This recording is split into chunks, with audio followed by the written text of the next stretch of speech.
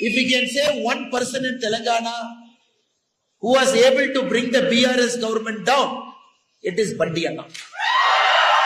As a single person who fought. Every single day he fought. In fact, Tamil Nadu, our yatra, Yen Man Yen Makkal yatra was designed based on Bandi Anna's yatra.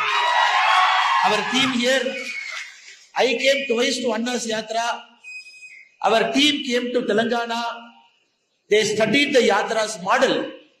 Then our yatra, Yen Man Yen Makkal, was designed in Tamil Nadu. Such a great yatra which happened in Telangana.